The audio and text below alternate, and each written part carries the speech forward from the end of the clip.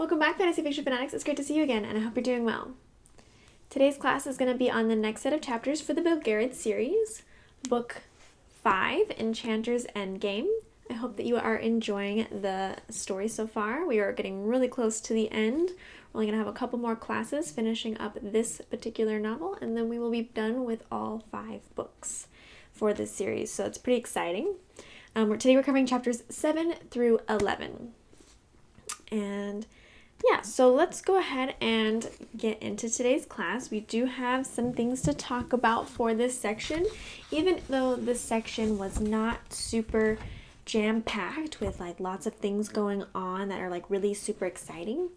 But we'll go ahead and talk about what I think that means and what the sections that we do have mean. And I think that it'll still be an interesting discussion for us today. So let's get started with that recap. So we're starting off back with the Morindom area with Garion, Silk, and Belgariad all, being disguised and traveling through this section of land. And they do end up getting confronted by some Morindom, and Belgariad ends up having to summon a demon or a devil in order to combat the other magician. And he ends up winning against that magician. And they are then able to move forward and all the way through the section of area, so that way they can reach the little set of islands that bridge between the west and Meloria.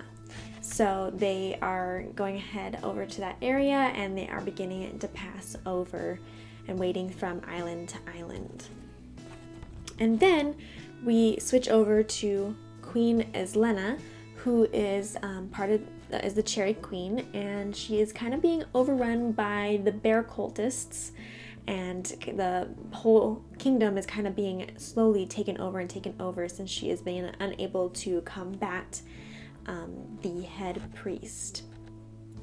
And we see that Fulrich is heavily being the leader of the army, Sinedra's army at this point now. Sinedra has kind of stepped down now that she has rallied the army, even though she is still kind of a figurehead.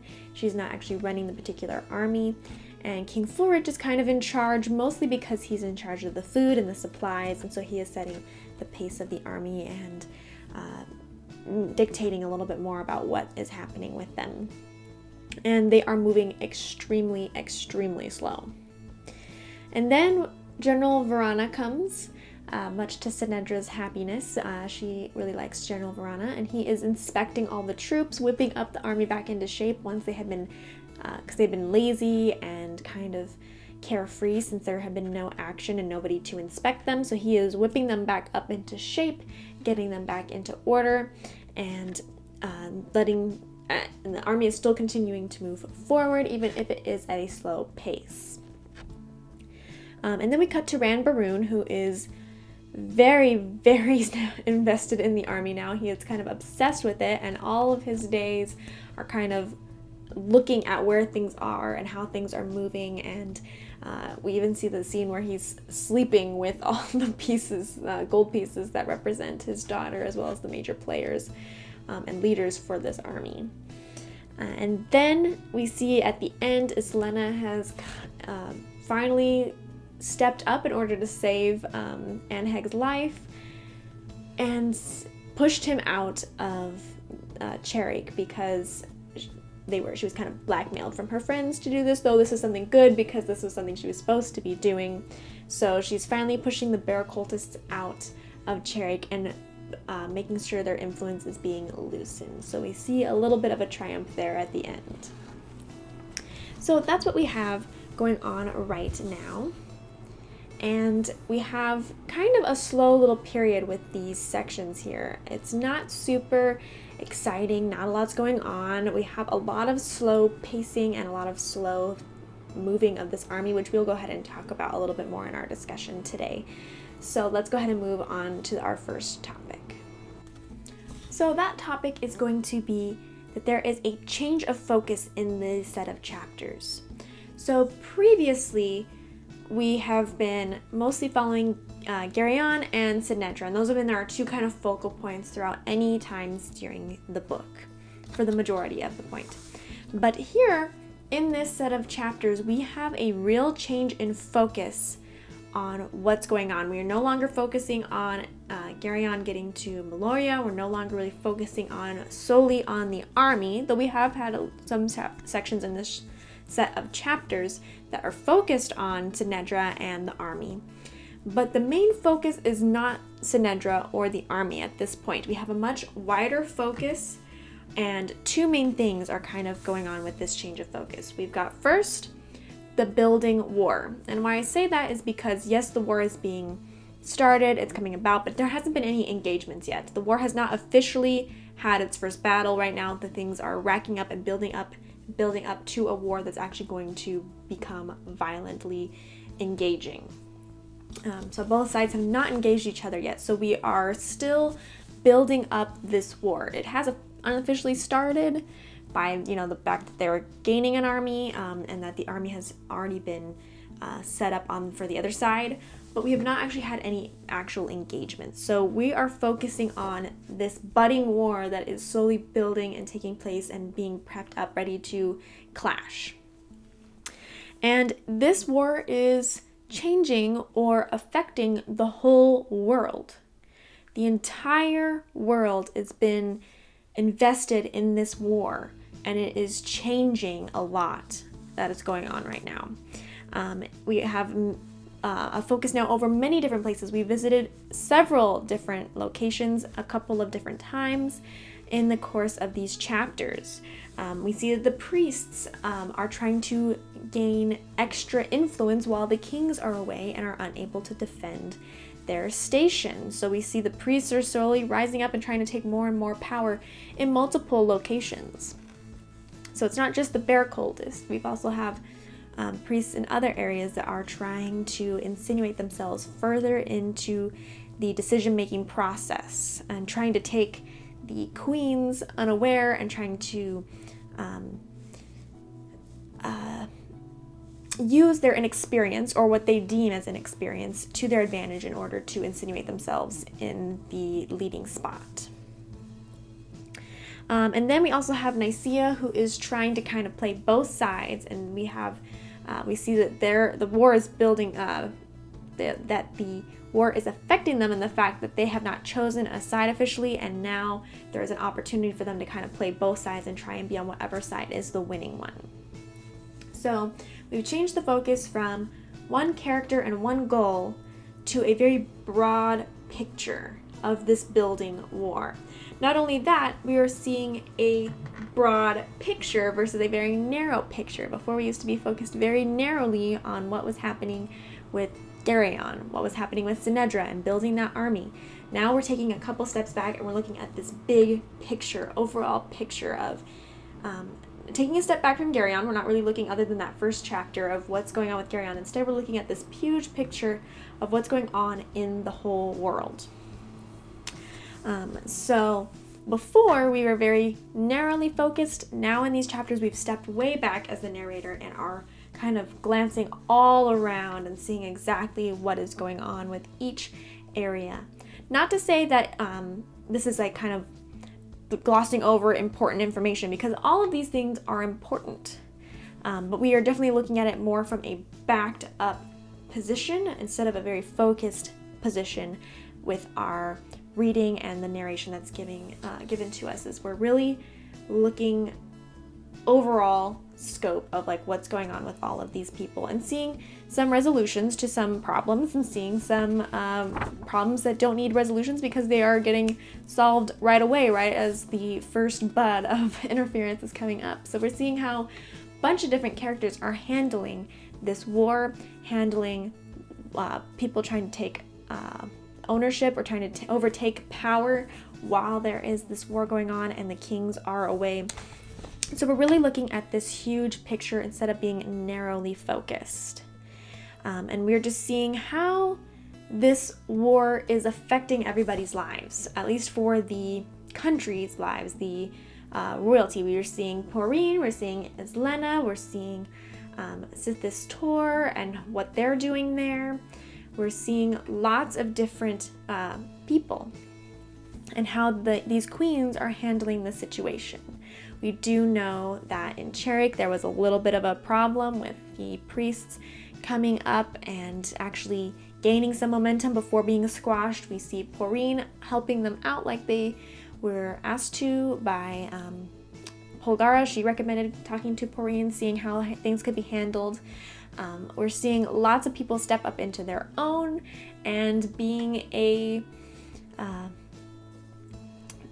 I guess you could say unexpectedly good at their job being a queen.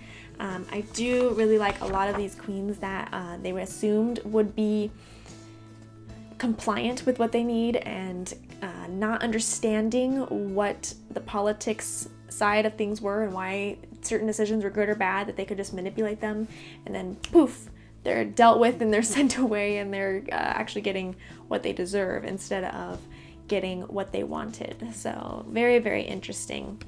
And I just find it very interesting that this is kind of a transitioning period where we see, instead of a very close, narrow picture like we've had been before, where mostly it's focused on Garion, we've had some chapters that are focused with Sinedra, depending on what the most important thing was for us as an audience to know. But now we've really reeled back that camera view, or pulling back until we're looking at a big picture and a lot of space and a lot of people, and just seeing how this war and how all of this stuff going on has now not only led to this point, but now is affecting everybody. Everybody is now involved in this plot and is trying to help Garion be able to fight Torak and end this once and for all, for good or for evil. At this point, we don't totally know. Next thing I would like to talk about is the pacing of this particular set of chapters. So, if we're looking back on the books as a whole, we have some moments that are a little bit slower, we've got some moments that are a little bit quicker, and the beginning of this book starts out actually fairly quick. We're really fast-paced. We have Garion going fairly quickly through the story. We've got some major events. We've got him all the way getting, to Meloria already in the first chapter of this section. Well, not quite all the way to Meloria, but he's like pretty much there. He's almost there. So we're moving quite quickly along at the beginning of this particular book, where things are just taken off and we're running with it. But then Eddings has now slowed us down a lot in this set of chapters. We've really slowed the pacing down. Pacing for us reading, pacing for us going through the plot, pacing as far as the army is going. So our events and our travel has really slowed down. That's part of this pacing slowdown, is that the actual events in the story has really slowed. So instead of making progress and getting somewhere and getting to the battle and duking it out, we've built up this whole army and then now they are just crawling along. We've got Fulridge, who keeps stopping like almost every hour for their horses. He's got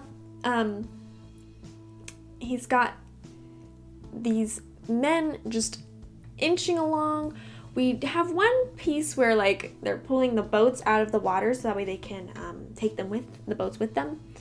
And at first they have this moment where they're thinking they're going to have to push inch by inch and just like try and drag the boat along, and it's going to take forever for them to get anywhere. And Durnick does speed that process up a lot, which is nice, very nice. But at first we have even that moment where it's like we're going to try and pull these boats and like, you can barely, with all the effort, they're just barely getting the boat going. So we've have that's slowing down their progress at first. We've got a lot of things that are really slowing us down. Sure, the army is doing pretty good because even though they're traveling a lot, they're having a lot of rest time, they're not really exerting themselves. But it's just not getting anywhere. And they're wondering if they're ever going to get to the battle. I mean, how is this war going to work out if they never get there? So we're really just slowly inching along actual pace-wise of the events in the book. The characters are actually going very slowly. We see that Garion, essentially in this set of chapters, has stopped moving. completely stopped because we haven't seen him except for that top first chapter where now he's almost to Meloria. So at this point, Garion is basically poof. He's not moving, he's not doing anything, he's stuck on that rock with Belgariad and Silk that they paused on. That is a whole pause or a pinpoint in what he's doing. I know that's not actually him not making any movement, but for us as a reader, it's kind of like he has stopped because we aren't seeing anything that's going on with him. Just like with the army, it's like when we were focused on Garion, we had no idea what the army was doing and they were kind of put on pause or stopped. But Garion was moving so quickly through events and through places, and he was actually making progress that it didn't feel slow. But now we're moving slow with the events that we see, and the events that we don't see, it's kind of like they've been put on pause. So everything has really reeled back, or really kind of goes along with that. Like I said, we're having this big picture, so we're all reeling back, looking up high, we're back far away from the action, and the actual actions that we're observing are just inching along. Most of the characters that we're seeing actually aren't going anywhere anyway.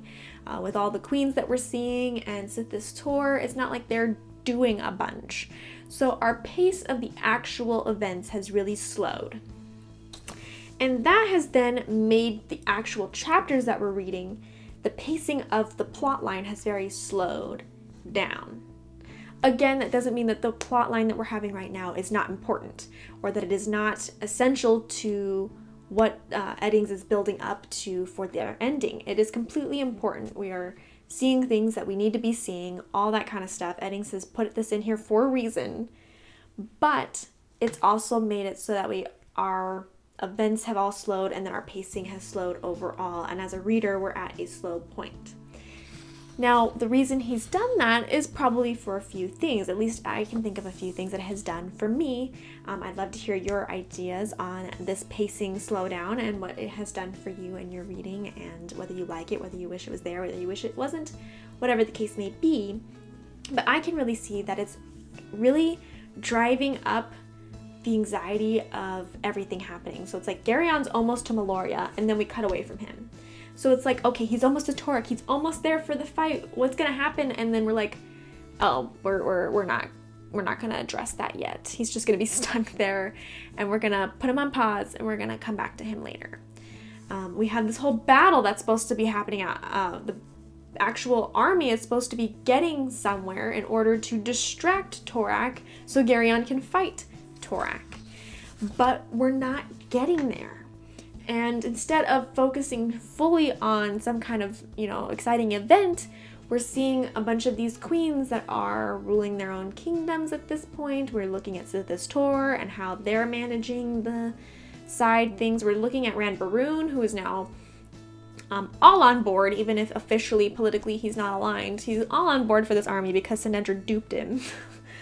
But everything is now just building up the anxiety for us as a reader. It's like Eddings is like, okay, we're almost there, but I'm gonna just take you back a little bit. We're gonna reel you in real slowly to the action. We won't wanna rise up the tension, wanna rise up our feelings of like, I just wanna know how this ends, and is Garion gonna live, and all this stuff that we wanna know. He's slowing down that pace in order to lift our anxiety and lift our desire to find out what's going to happen and make us wait a little longer. He's also using this set of pacing and this set of chapters to really set us up. He's really setting up that army. He's really setting up these characters to be in position. He's setting us up so that way when Garion gets there, we can have our big exciting moment and our big exciting battle, and then have our quick come down and our resolution after whatever happens, whether Garion defeats him or whether Torek defeats Garion. We will have this big climax, and then we'll have whatever fallout that comes from whatever resolution that occurs. So right now, he's really setting up the placement of everybody. He's like, okay, this needs to be here, this needs to be here, this needs to be here, and we're giving this big picture view so that way as a reader we can know everything going on and can truly understand the effects that are going on at this point. And then when we have a resolution and we have the fallout and we can see how the world is affected by this great monumentous battle, or monumentous, okay, I said it right like twice and now it's like, I can't say. Monumentous event, and then how that was going to affect everybody else, because we see where we've been set up from before the battle. We see how everybody's lined up. We see the effects that this battle is having, and then we're like, it's kind of like a roller coaster. We're kind of getting the click, click, click, click as we're going up, up, up to the very top, and we're getting set up so that way we can rush down the other side. So definitely our pacing has really slowed. Event-wise, reading-wise, everything has slowed down for us, and we are now waiting to see how that slow rise, I know I keep going down this because we're really slowing down, but we're really rising on that roller coaster so that way we can hit that point, have that moment of anxiety before we rush down and see our climax and rush right down into the action. Okay, so now let's go ahead and talk about Sinedra's army. So we see a big change in the army from where we were when we were first seeing it built. Sinedra was the monument of this battle, or of this army that she's creating. She's the one that's getting everybody on board, or at least everybody that was not told by their king and queen to get on board. She's the one who's gotten a lot of the army, though, amassed. She's really been the star and the shining emblem of this army, and that's who they're following, and why they want to be a part of this army is because of her. So now she is still this, or at least supposed to be this giant monument for this army, but she is not running the army at all. She is just letting the kings take over because she doesn't know and doesn't care to know about anything regarding running a battle or running a army. She's like, I've done my job. I've gotten the army this far. And she does still get reports and things like that, but she kind of just tones them out and doesn't really pay attention in the way that she probably should, which I really like how Verata, or what is his name now? Verana, sorry. General Verana kind of tells her, like, you really should be paying attention to this. This is your army. But we really see a big shift in the army at this point. So at first it's this whole magical upswing of like, yes, we're going to go fight Torak. We're going to win the day. We're going to do it for whatever reason that she pulled them into getting to this into this army. And then now we kind of see them, just like the pacing, kind of slumped and kind of down, and the excitement has worn off. We see brawls because they're, compact together. They've been traveling so long. They don't really have much that they can do other than walk, and then that's starting brawls, which apparently is normal. That wasn't anything crazy, and it's never been anything too serious, but still, we've got those brawls happening. We've got people learning how to fight to try and keep them active, but their armor has been tarnished, and they're unkept, and they're unclean until General Verana comes in and is like, we're fixing that right now. Get your stuff shined, get your face shaved, that kind of stuff. But we see that even the army's kind of momentum has now slumped, and they're just trying to wait to get into the action. They're like, okay, we're here and we're ready for battle, but now everything is slowed down and slumped. And we kind of see a little bit of a pickup at the end, like I said, with General Verana, like getting them back into gear, being like, no, do not let yourself become folly to this. Do not let yourself be unkept. Do not let yourself be unprepared for battle, because battle could happen whenever. And they are slowly approaching that first spot that they're going to try and hit. So we do have the end of this little slump in our sights at this point. But Sinedra's really stepped down, and instead King Fulrich and the other monarchs have really taken over the strategy of what they're going to do and how they're going to go about it. And Sinedra has just handed it to them. She often doesn't even stay for those meetings. Everything that she gets those reports for and has somebody come talk to her and delegate, she doesn't do much with them. She doesn't really understand what she should do with them. So at this point, she's kind of stepped down into the back burner. So she's no longer that crazy monument that's up at the top, though she does still see some of the people that she recruited, some of those that she knows a little bit more personally, walks among the people to try and keep them in their spirits high, which is good for her. But right now, even her spirits are kind of low. She's kind of in this slump state, like, okay, I did this now. Let's just move forward. So everything in this whole entire section is really kind of slumped and is just kind of riding through, trying to get to the other side, trying to get to the battle. And I just think it's interesting that how everything has slowed down, everything has kind of backed up, like at least as the narration, we've kind of backed up. And even the army represents what this space is that we're just kind of setting up, trying to get there, trying to get to the battle, trying to be in place in order to start this big epic war and this big epic battle that is to come. So I find it just super interesting that everything is kind of aligned in these set of chapters, and Eddings is going to set us up hopefully to really drive ourselves down that roller coaster and to scream wildly as we drop down. So hopefully we get something exciting coming on soon. And then let's go over the nitty gritty. So I've got 3 different ones I'd like to talk about today. And the first thing is I just really liked the moment with Dernick in this set of chapters. I really liked where he tried to be innovative and got shot down, and so then he went to Barak, who he knows does not want to do the work of dragging boats.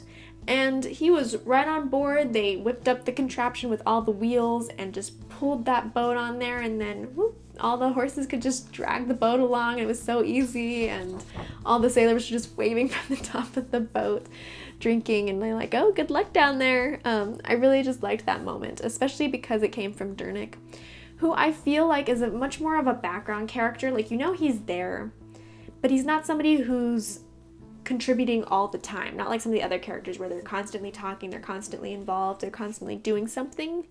Dernick is more of a background character that shows up when is needed, or when you kind of start feeling like he hasn't been around for a while, and then he steps up to the plate. And I think he likes being a background character. I think he himself likes being in that position where he's just silent and subdued and in the background, and it just makes his moments when he feels that they're necessary. So I think it really is fitting for his character, and I just thought it was a really good moment, especially because it's actually pretty funny how he gets everything involved in order to transport these boats.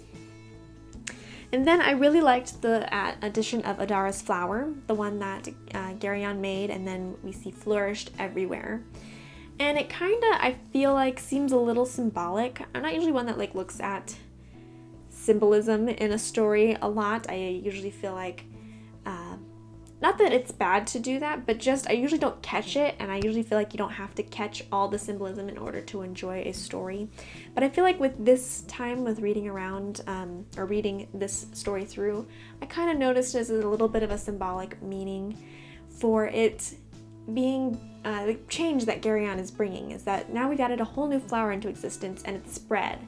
And so everything that Garion's doing for defeating Torak and trying to fight Torak, and everything that is being built up is kind of spreading out too. It's affecting this whole world in this situation. I mean, his choices and his destiny is affecting the whole world. Now that he's become king, the Riven King, everything's in motion, everything's changing. And I feel like this flower is kind of symbolic of the fact that this is something that he has created, and now it's spreading out and kind of claiming that territory and blooming and blossoming. And I think that's kind of what's happening with Garion, is that what his light and his hope and his destiny has now bloomed, and it's starting to get to where it's fully open, and then now it's spreading across the world and making it so everybody is changing and trying to help out with that blooming. So I thought it was just a really nice touch to add in this moment. And last but not least, I thought it was very, very interesting with Belgariad and how he actually conjured up a demon and did the same thing that the magician did.